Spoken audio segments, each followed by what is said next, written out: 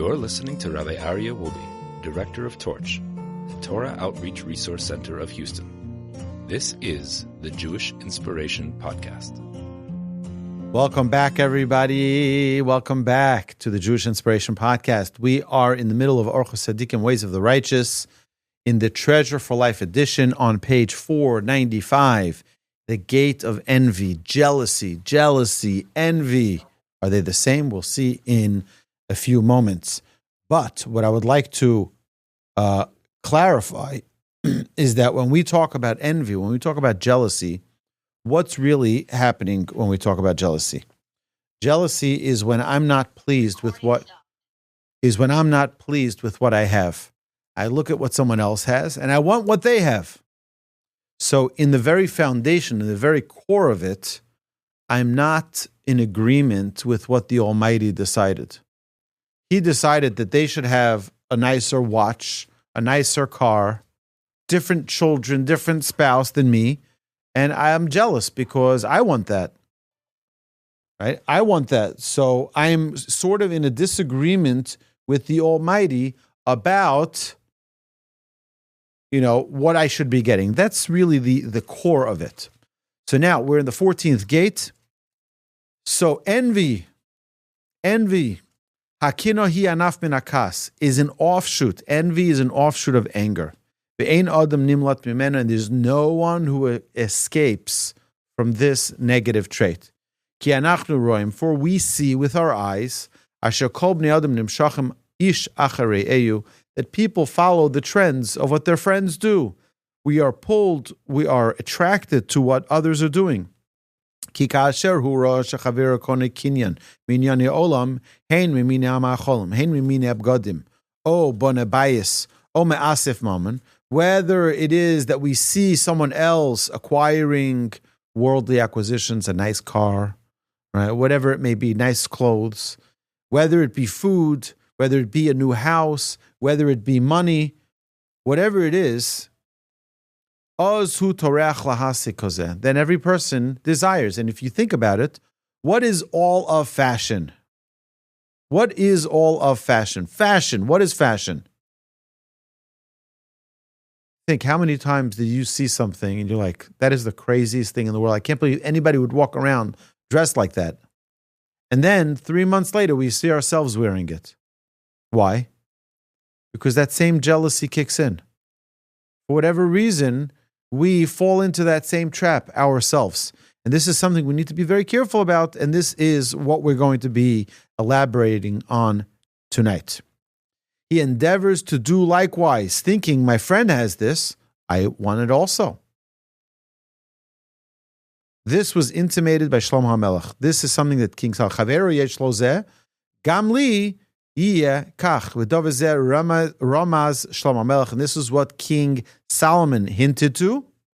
V'ro'isi ani es kol amol v'es kol kishroin hamase ki hi kinas ish mireyu.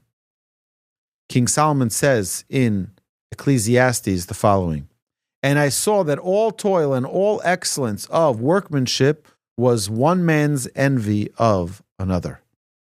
So this problem of jealousy is not a new generational thing. V'ra'isi ani es kol amol v'es kol kishroin hamase ki hi kinas ish mireyu. Mi shehamida hazos miskaberes alav. One who is overpowered by this trait is extremely despicable because envy brings one to lust. Umiguna ma'od ki akina mevia lidei chimud ki kisha eino nosin el libo ma sheyesh bidei acherim oz eino chomed. When a person does not take to heart what others have, he doesn't lust. But the moment that his heart is drawn towards what his friend has, and he's jealous and he covets and desires what other people have, then he becomes envious of what other people have. As we know, the Torah in the Big Ten Commandments tells us, do not covet your neighbor's wife, and all that belongs to your neighbor. So this is a big problem. If a person is trapped in this world of jealousy. And again, jealousy comes from our eyes. We look and we see what someone else has, and then we desire it. When someone else has something, we think, hey, I want it too. And that becomes a big, big problem.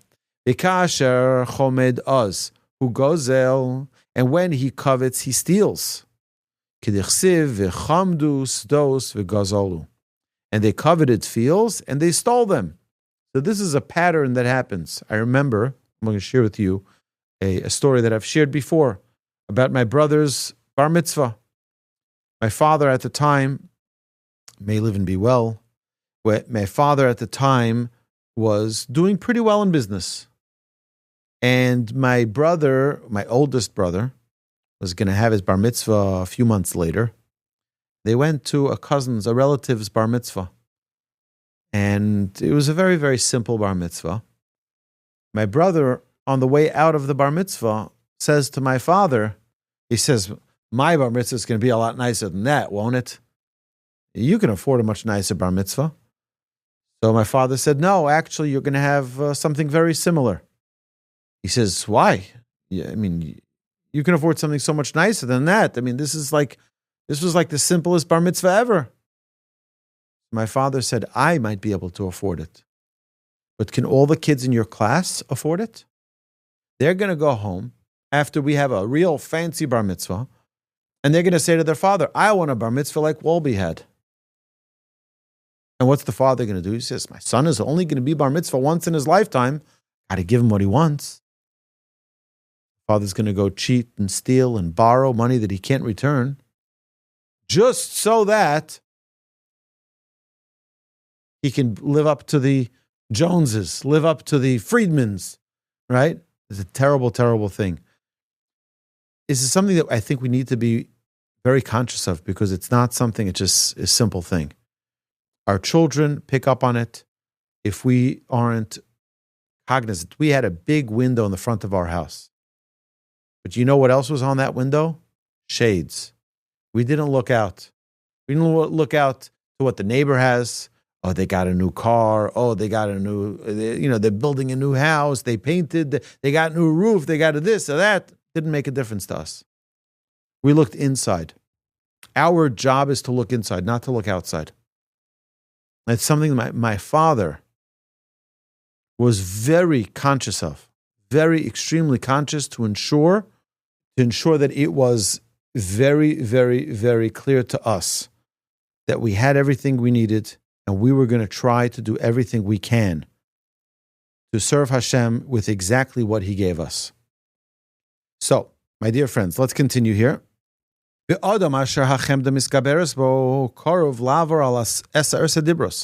one whom lust mounts to that someone is overcome with lust is very close to transgressing the Ten Commandments. For there was once a man who had a wicked neighbor. And they had a gate separating, a wall separating between the two properties. And this wicked man lusted after his neighbor's wife and some of his possessions. Yom Echad, Erev Shabbos, one Friday, he heard his neighbor telling his wife, I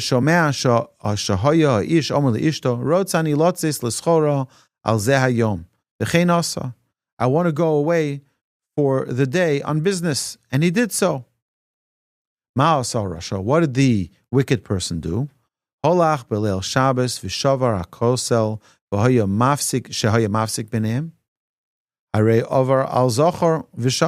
did he do? He knocked down the wall between their two houses.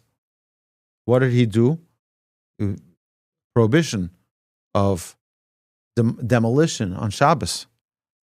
And he went and he violated the woman. Which is what? Committed adultery. What's that? That's Hare Avar Alo Sinaf. He committed It says, thou shalt not commit adultery, which is one of the 10 commandments. He did that. Then he started stealing their money, stealing their riches. So when he started stealing, the woman started then yelling. What happened? He killed her. Now, he didn't only break the Shabbos, he also did, thou shalt not commit adultery. He also did, thou shalt not steal. He also did, thou shalt not murder. And then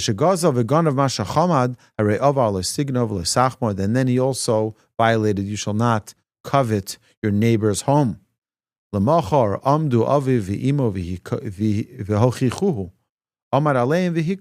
next day, his parents started yelling at him and screaming at him, reprimanding him for what he had done. So he hit them. It says that you should honor your father and mother. One of the 10 commandments. He violated that as well by hitting them. Of Beit Din, and then he was brought to the Beit Din, to the court. He lied to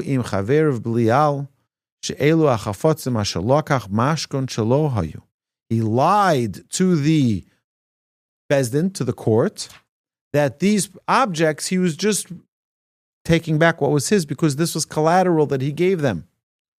And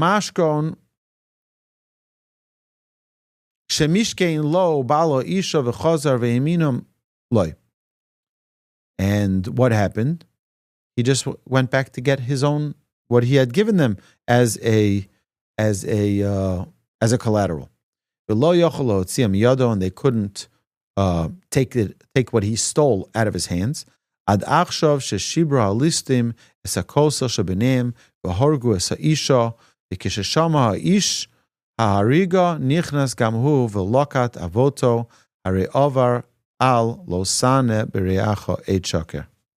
Says, entrusted to that this object that he had stolen, he said, was entrusted by them, and he had been able to reclaim it until now that the robbers had broken the wall and killed his wife. And hearing of it, he too has gone in and taken his pledge, thus transgressing, do not testify falsely. Okay. In every place that he went, and then he would swear up and down, right and left, wherever he went, that he did not do anything. And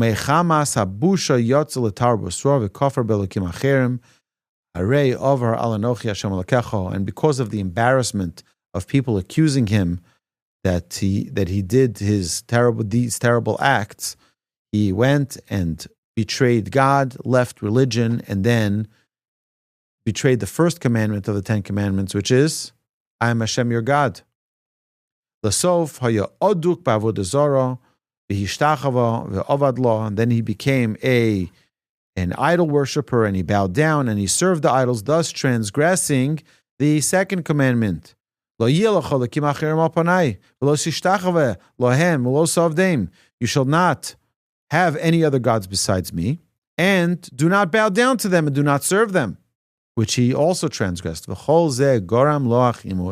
all of this came about how? By jealousy. We see from here that when someone is jealous, they can transgress the entire Torah. The entire Torah falls apart when all 613 mitzvahs essentially can be devoid in a person who goes against the one commandment of not being jealous. This is a very, very important thing. We need to remember this every single day of our lives. This concludes day number 83. You've been listening to Rabbi Aryeh Wolbe on a podcast produced by Torch, the Torah Outreach Resource Center of Houston. Please help sponsor an episode so we can continue to produce more quality Jewish content for our listeners around the globe.